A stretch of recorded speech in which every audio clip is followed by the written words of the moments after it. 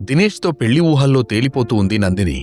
అప్పుడే అక్కడికొచ్చిన రాజేశ్వరి, అబ్బా ఒక్కసారి ఊహించుకోవే, నీ పెళ్లి అగ్రజ గ్రూప్ ఆఫ్ ఇండస్ట్రీస్ మేనేజర్ దినేష్తో జరిగితే ఎంత బాగుంటుందో అని గారాలు పోతూ అంది. తల్లి మాటలు వినగానే ఆమె గర్వంగా నవ్వింది. ఆ దినేష్కి మహా అయితే ఓ 40-45 చూడ్డానికి యంగానే ఉన్నాడు. మీ ఇద్దరి జోడీ సూపర్గా ఉంటుంది అని చెప్పింది రాజేశ్వరి. నందిని ఆమె దగ్గరకొచ్చి భుజం మీద చేయి వేసింది. నువ్వు ఇప్పట్నుంచి కలలు కనకు మమ్మీ, ఒకవేళ మనం అనుకున్నట్టుగా జరగకపోతే అప్పుడు బాధపడాల్సొస్తుంది అని గాలి తీసేసినట్టుగా అంది. ఎందుకు ఇంత నెగిటివ్గా ఆలోచిస్తావు? అయినా నీకేం తక్కువ? హైదరాబాదులో అందాల పోటీ పెడితే నువ్వే గెలుస్తావు. నీ అందం ముందు హీరోయిన్లు కూడా పనికిరారు. మగాళ్లు నీ చుట్టూ బెల్లం చుట్టూ ఈగల్లా వస్తారు చూడు అని చెప్పింది రాజేశ్వరి. పో మమ్మీ అని సిగ్గుపడింది నందిని. ఆ తర్వాత అద్దంలో తన ముఖాన్ని చూసుకుంటూ గర్వంగా నవ్వుకుంది. రాజేశ్వరి కూతురి భుజాల మీద చేతులు వేసి అద్దంలోకి చూస్తూ, నువ్వే ఆలోచించవే, ఏ కారణం లేకుండా నీకోసం 7 స్టార్ హోటల్లో ఎవరైనా బుక్ చేస్తారా? ఒకవేళ ఆ దినేష్ నీతో పెళ్లి చేసుకోవడానికి ఒప్పుకోలేదే అనుకో, మన సిటీలో డబ్బున్న వాళ్ళు ఇంకెవరూ లేరా ఏంటి? చూస్తూ ఉండు, నీకు నీ ప్రిన్స్ దొరుకుతాడు అని మురిపెంగా చెప్పింది రాజేశ్వరి. ఆ మాటలకు నందిని పొంగిపోయింది. అంతలో ఆమె దృష్టి వాచ్ మీద పడింది. అయ్యో మమ్మీ, చాలా లేట్ అయింది. రేపు ఇంటర్వ్యూ కోసం వెళ్ళాలి. ఇంకా నా ఫ్రెండ్స్ చాలా మందిని బర్త్డేకి ఇన్వైట్ చేయాలి. ఇవన్నీ ఎప్పుడవుతాయి అని తల పట్టుకుంది. ఎందుకు బాధపడతావే తల్లి, అన్నీ టైంకి జరిగిపోయాయి. అది సరే కాని ఇంటర్వ్యూ అంటున్నావేంటి? మన కంపెనీ ఇంకా ఉంది కదా, వేరే కంపెనీలో జాయిన్ అవడానికి వెళ్తావా అని అనుమానంగా అడిగింది రాజేశ్వరి. ఏం లాభం, మన కంపెనీ ఉండి ఎటు చూసినా నష్టాలే కదా. అందుకే నేను అగ్రజ గ్రూప్ ఆఫ్ ఇండస్ట్రీస్లో ఒక జాబ్ కోసం అప్లై చేశాను. రేపు ఇంటర్వ్యూ ఉంది. ఒకవేళ సెలెక్ట్ అయితే దినేష్కి దగ్గరగా ఉండొచ్చు కదా మమ్మీ, 2 రకాలుగా డబ్బులు దండుకోవచ్చు అని నవ్వుతూ చెప్పింది Nandini. Proud of you Nandini, proud of you. చూస్తూ ఉండు, ఈ ఉద్యోగం నీకే వస్తుంది అని ముద్దు పెట్టుకుంటూ చెప్పింది రాజేశ్వరి. హా okay mummy, good night, lights off చేసి వెళ్ళు అని చెప్పింది. రాజేశ్వరి కూడా ఆ గది లైట్స్ ఆఫ్ చేసి బయటకు వెళ్ళిపోయింది.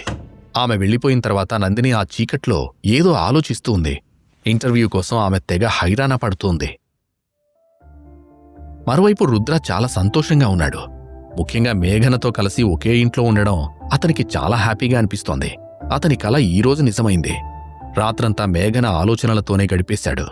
కాసేపటికి నిద్రలోకి జారుకున్న రుద్రకి ఒక భయంకరమైన కల వచ్చింది. తన కళ్ల ముందు ఒక పెద్ద బిల్డింగ్ తగలబడిపోతూంది.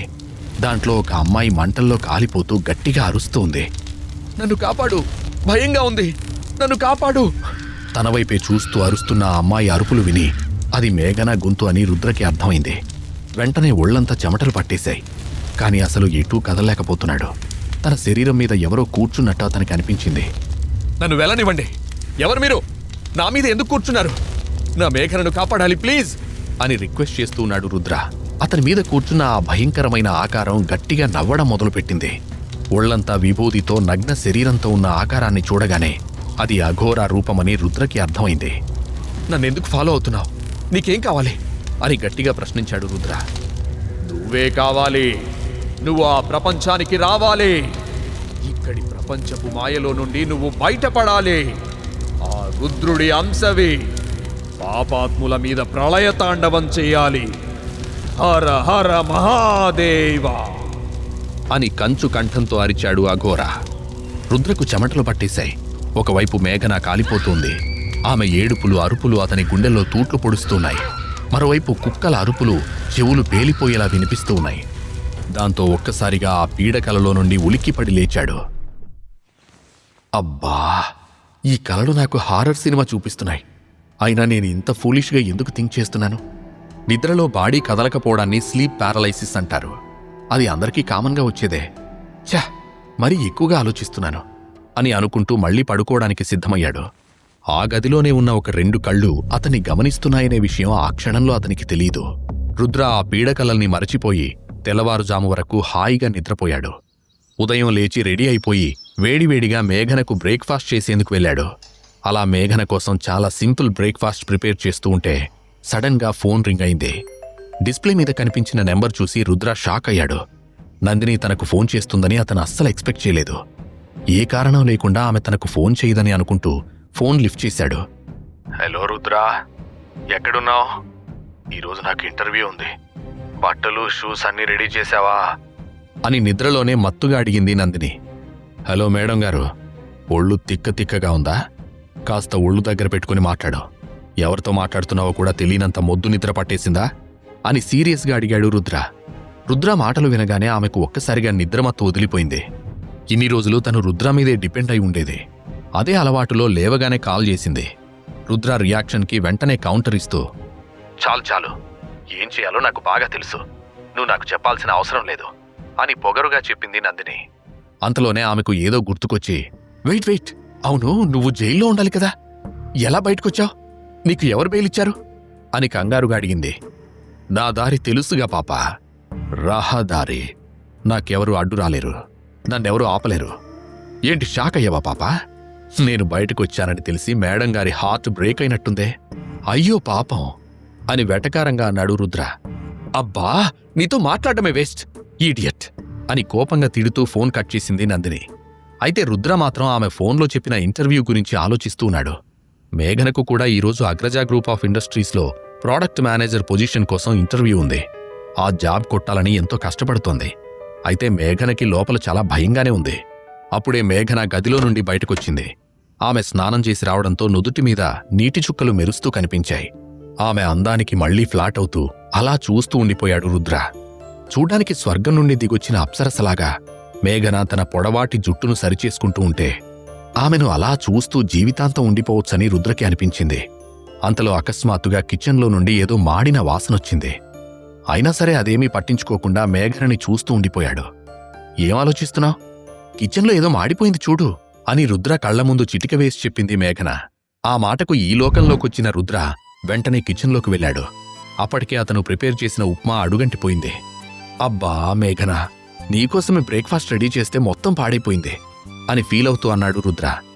మరేం పర్వాలేదులే, ఇంత కష్టపడి చేశావు, ఎందుకు వేస్ట్ చేయడం చెప్పు, అంతా బానే ఉంది. కానీ ఉప్మాని బ్రేక్ఫాస్ట్ అనడం ఎప్పటినుంచి స్టార్ట్ చేశారు అని జోక్ చేసి గిన్నెలో పైపైన ఉన్న ఉప్మాని తీసి మరొక గిన్నెలో వేసింది మేఘన. కనిపించవు కానీ బానే వెటకారం ఉంది నీ మాటల్లో అని రుద్ర కూడా నవ్వుతూ ముందుకొచ్చి, సర్లే నువ్వు వెళ్ళు, నేను వడ్డిస్తాన్లే అని చెప్పాడు. మేఘన చిన్నగా నవ్వుతూ అక్కడి నుండి డైనింగ్ టేబుల్ దగ్గరకు వెళ్లి కూర్చుంది. రుద్ర 2 ప్లేట్లలో ఉప్మా పెట్టుకొనొచ్చాడు. ఒకటి మేఘన ముందు పెట్టి మరొకటి తాను తినడం స్టార్ట్ చేశాడు. సరే కానీ ఏంటి మరీ లేవగానే బ్రేక్ఫాస్ట్ చేశావు, ఏదైనా స్పెషలా అని ఉప్మా తింటూ అడిగింది మేఘన. మరేం లేదు, నాకు బయట ఫుడ్ తినాలంటే బోర్, అందుకనే ఇంట్లోనే ప్రిపేర్ చేశాను అని నవ్వుతూ చెప్పాడు రుద్ర. మేఘన ఇక అతన్ని ఎలాంటి ప్రశ్నలు వేయకుండా బ్రేక్ఫాస్ట్ కంప్లీట్ చేసింది. కాని అంతలో ఆమెకు ఒక అనుమానం వచ్చి, అవును, నేనొచ్చే ముందు నువ్వు నందినితో మాట్లాడుతున్నావు కదా అని అడిగింది. అవును, ఆ పనికిమాలింది నిద్రమొహంతోనే కాల్ చేసింది. తన షూస్ పాలిష్ చేసి బట్టలు ఇస్త్రీ చేయాలంట. అసలు ఎలా కనిపిస్తున్నాను? గట్టిగానే కౌంటర్ ఇచ్చాన్లే, దెబ్బకు నోరు మూసుకుని కాల్ కట్ చేసింది అని చెప్పాడు రుద్ర. నువ్వు ఇన్నాళ్ళు అవన్నీ చేసుంటేనే కదా తను మళ్ళీ అడుగుతుంది. అంటే నువ్వు ఇలాంటి పనులు చేశావా అని బాధగా అడిగింది మేఘన.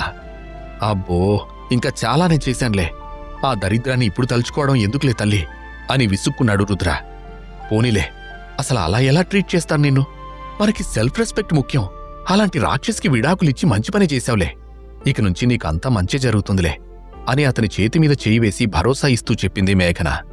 మీ అక్కకి మనుషుల కంటే కూడా డబ్బే ఇంపార్టెంట్ అని నాకు చాలా లేటుగా తెలిసిందే, అందుకే ఆమె అడిగిన వెంటనే విడాకులిచ్చేశాను అని చెప్పాడు రుద్ర. అంతలో మేఘనకు ఏదో గుర్తుకొచ్చి, ఇంకేం అక్కా, నిన్నైనా నన్నైనా ఏనాడైనా మనుషులుగా చూశారా?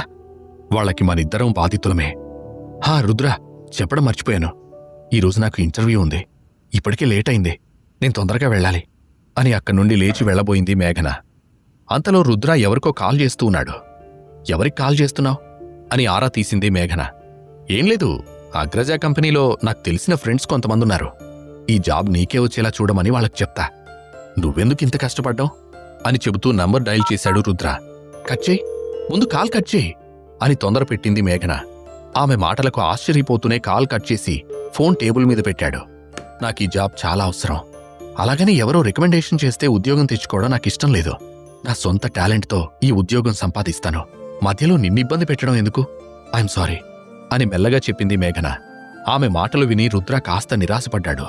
మళ్ళీ అంతలోనే ఆమె వైపు గర్వంగా చూస్తూ, ఇలా స్ట్రాంగ్గా నిజాయితీగా ఉండే అమ్మాయిలంటే నాకు చాలా ఇష్టం. నిజంగా నువ్వు చాలా గ్రేట్ అని మెచ్చుకున్నాడు. అది వినగానే మేఘన మొహం వెలిగిపోయింది. నేను చెప్పిన దానికి నువ్వు బాధపడతావేమో అనుకున్నాను, కానీ థ్యాంక్ యూ. నాకోసం నువ్వు ఇప్పటివరకు చాలానే చేశావు. ఇంకొక హెల్ప్ చేస్తావా అని అడిగింది. ఏం చేయమంటావు అని అడిగాడు రుద్ర. ఏం లేదు, నన్ను కంపెనీ టవర్ దగ్గర డ్రాప్ చేస్తావా అని మొహమాటంగా అడిగింది మేఘన. నేను అటే వెళ్తున్నాను, నువ్వు రెడీ అవ్వు, నిన్నక్కడే డ్రాప్ చేసి వెళ్ళిపోతాను అని చెప్పి అతను కూడా రెడీ అవ్వడానికి వెళ్ళిపోయాడు. ఆ తర్వాత అతను ఒక క్యాబ్ బుక్ చేసి అగ్రజ ఇండస్ట్రీస్ కంపెనీ టవర్ వైపు బయలుదేరాడు. సరిగ్గా అదే టైంలో అగ్రజ గ్రూప్ ఆఫీసులో నందిని ఎంతో కాన్ఫిడెంట్గా లోపలికి అడుగుపెట్టింది. ఈ ఉద్యోగం తనకే వస్తుందని ఆమెకు గట్టి నమ్మకం ఉంది. ఆమె ముఖంలో ఎలాంటి టెన్షన్ లేదు, కానీ చాలా పొగరుంది. అక్కడ ఆ ఇంటర్వ్యూ కోసం ఇంకా చాలామంది క్యాండిడేట్స్ వచ్చారు. అయినా కూడా ఆమె ఏమాత్రం భయపడట్లేదు. అగ్రజ గ్రూప్ జనరల్ మేనేజర్ దినేష్ తానంటే పడిచేస్తాడని, తన అందంతో అతన్ని కట్టేసుకోవచ్చని చాలా బలంగా నమ్ముతూ ఉంది. అందుకే ఈ ఉద్యోగం తన కోసం ముందే రాసిపెట్టుందని బలంగా ఫిక్స్ అయింది నందిని.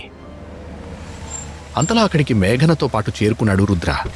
క్యాబ్ దిగి, ఇక్కడి వరకు నాకు తోడుగా వచ్చినందుకు చాలా థ్యాంక్స్ అని రుద్రకి చెప్పి తన ఫైల్స్ పట్టుకుని లోపలికి వెళ్ళబోయింది. కానీ రుద్ర వెంటనే క్యాబ్ దిగి ఆమెను ఆపాడు. ఒక నిమిషం, నువ్వు ఈ జాబ్ నీ సొంత టాలెంట్తో సాధించాలని అనుకుంటున్నావు, కరెక్టే. కానీ ఈ కంపెనీ గురించి నేను చాలా విన్నాను. ఇక్కడ ఇంటర్వ్యూస్ చాలా టఫ్గా ఉంటాయి అని చెప్పాడు. అతని మాటలకు మేఘన డీప్గా బ్రీత్ తీసుకుంటూ, నీ టెన్షన్ అర్థమవుతోంది బాబు, కానీ నువ్వు కాస్త నీ ఫ్రెండ్ మీద కూడా నమ్మకం పెట్టుకో. నేను ఎప్పటినుండో ఇలా నా సొంత టాలెంట్తో జాబ్ కొట్టాలని అనుకుంటూ ఉన్నాను. ఒక రకంగా చెప్పాలంటే ఇది నాకొక డ్రీమ్. ప్లీజ్ ఈ విషయంలో నువ్వు అడ్డుపడకో అని రిక్వెస్ట్ చేసింది మేఘన. ఆమె తనని ఫ్రెండ్ అన్నందుకు బాధపడాలో లేక తను దగ్గరవుతున్నందుకు ఆనందపడాలో అర్థం కాలేదు. ఆమెని అంతే ప్రేమగా చూస్తూ, సరే, ఆల్ ది బెస్ట్, ఈ ఉద్యోగం నీకు షూర్గా వస్తుంది అని నవ్వుతూ చెప్పాడు. రుద్రకి థ్యాంక్స్ చెప్పి మేఘన అక్కడి నుండి వెళ్ళిపోయింది. అయితే ఆమె క్వాలిఫికేషన్ గురించి తెలిసిన రుద్ర మనసులో ఒక విచిత్రమైన భయం కలిగింది. నీకున్న ఈ క్వాలిఫికేషన్తో జాబ్ వస్తుందని కలలు కంటున్నావు చూడు, జాలేస్తోంది మేఘన. ఇంత ఇన్నోసెంట్ ఏంటి నువ్వు అని నవ్వుకున్నాడు. ప్రోడక్ట్ మేనేజర్ పొజిషన్ కోసం కావాల్సిన క్వాలిఫికేషన్ మేఘనకు లేదు. అయినా కూడా ఆమె ఎలాంటి హెల్ప్ తీసుకోకుండా ఇంత కాన్ఫిడెంట్గా ఉండడం వల్ల మేఘన రుద్ర మనసు దోచుకుంది. రుద్ర కూడా లోపలికి వెళ్లాలని అనుకుంటున్నాడు. ప్రతి క్షణం మేఘనతోనే గడపాలనుకుంటూ ఉన్నాడు. కానీ ఆమెకు అనుమానం రాకుండా ఎలా మేనేజ్ చేయాలా అని ఆలోచించాడు. వెంటనే దినేష్కి కాల్ చేసి, ప్రోడక్ట్ మేనేజర్ ఇంటర్వ్యూ ఏ ఫ్లోర్లో జరుగుతోంది అని ఎంక్వైరీ చేశాడు. 6th ఫ్లోర్లో జరుగుతోంది సార్ అని చెప్పాడు దినేష్. సరే, ఓ పని చేయి, 6th ఫ్లోర్ సీసీటీవీ కెమెరాల యాక్సిస్ నా ఫోన్కివ్వు, ఇప్పుడే కనెక్ట్ చేయి అని ఆదేశించాడు రుద్ర. ఓకే సార్, ఇప్పుడే నేను అరేంజ్ చేస్తాను అని చెప్పాడు దినేష్. 600 సరే తాను మేఘనకి దగ్గరగానే ఉండాలని ఫిక్స్ అయ్యాడు రుద్ర. ఎందుకంటే ఏ క్షణమైనా రాజేశ్వరి ఆమె మీద దాడి చేసే అవకాశం ఉంది. అందుకనే 24 గంటలు తన కళ్ల ముందు మేఘన ఉండాలని కోరుకుంటున్నాడు. కాసేపట్లో అతని ఫోన్కి సీసీటీవీ యాక్సెస్ వచ్చింది. మేఘనకి ఈ ఉద్యోగం వస్తుందా? రుద్ర మీద మేఘనకు ప్రేమ పుడుతుందా? ఇంటర్వ్యూలో మేఘనను చూసి నందిని ఎలా రియాక్ట్ అవుతుంది? ఈ ప్రశ్నలకు సమాధానాలు తెలుసుకోవాలంటే నెక్స్ట్ ఎపిసోడ్ వినాల్సిందే. క్రింద ఇచ్చిన లింక్ ని క్లిక్ చేసి పాకెట్ ఎఫ్ఎం యాప్ ని ఇన్స్టాల్ చేసుకోండి. Stay tune to pocket FM.